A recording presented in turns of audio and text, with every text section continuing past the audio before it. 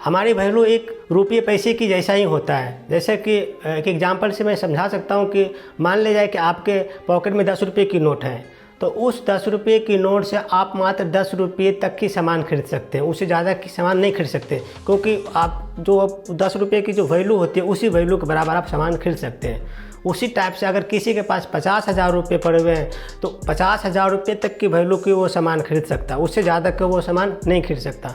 उसी टाइप से अगर किसी के पास 5 लाख रुपये पड़े हुए हैं तो उसकी वैल्यू और ज़्यादा हो गई और वो 5 लाख तक की सामान खरीद सकता है। इसी टाइप से दोस्त हमारे अंदर भी जो हमारी क्वालिटी होती है, जो हमारे स्किल्स होते हैं, तो जो हम अपने स्किल्स के माध्यम से जो हमने अपने आप को डेवलप किया है, जो जिस स्किल के माध्यम से, जिस टैलेंट के माध्यम से हमने अपने आप को जितना वैल्यू बनाया है, उस वैल्यू के बिहाफ पर लोग हमें पैसे देते हैं। अगर हमारी वैल्यू मार्केट में बहुत ज़्यादा है तो आपके लोग ज़्यादा पैसे देंगे।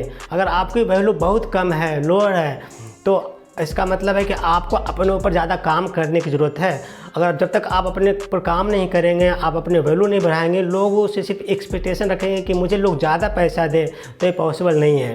क्योंकि लोग आपको तभी ज़्यादा पैसा देंगे जब आपने आप पर काम ज़्यादा किया है, अपने स्किल्स को डेवलप किया है। तो दोस्त आप अपनी वैल्यू बढ़ाए, पैसे अपने आप जाना शुरू करेगा। क्योंकि पैसे जो होता है एक हमारा और पैसे के बीच एक जो अट्रैक्शन होता है, एक हमारे जो वैल्यू और हमारे जो अंदर जो वैल्यू होती है, जो हमारे अंदर जो स्किल होती है, तो पैसे जो है हमारे स्किल और टैलेंट के पीछे भागता है। अगर आप पैसे के पीछे भागते जाओगे कि हमें पैसा बहुत मिल जाए, लेकिन आप अपने टैलेंट पे, अपने स्किल्स पे काम नहीं करोगे तो पैसा आएगा नहीं।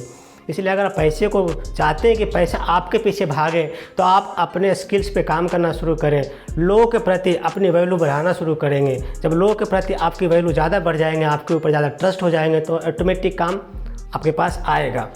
दोस्त एक एग्जांपल से ऐसे समझ सकते हैं कि मान ले जाए कि एक ऑफिस में आप काम करते हैं और ऑफिस में आपके जैसे और भी कई लोग काम करने वाले होते हैं।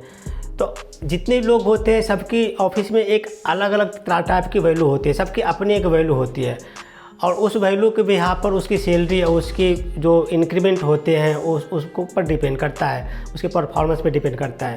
तो दोस्त सपोज डेट कि आप एक एम्प्लॉय हैं और किसी दिन आपने मैनेजर को बोला कि सर मुझे 2 दिन की छुट्टी चाहिए, और आपको मैनेजर बोल रहा है कि चलो कोई बात नहीं, 2 दिन की जगह पर तुम 4 दिन की छुट्टी ले लो, क्या फ़र्क पड़ता है।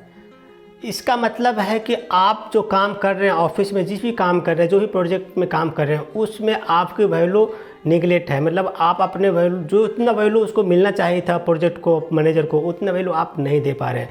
तभी जब आपने 2 दिन की छुट्टी मांगा, वो बोल रहे हैं 4 दिन की छुट्टी ले लो, कोई फ़र्क नहीं पड़ रहा है। तो अगर आपको जानने से या नहीं जानने से आपके ऑफिस में, आपके कंपनी में कोई फ़र्क नहीं पड़ रहा है, इसका मतलब कि आपकी नौकरी भी खतरे में है और आपको अपनी वैल्यू को बढ़ाने की ज़रूरत पड़ेगी।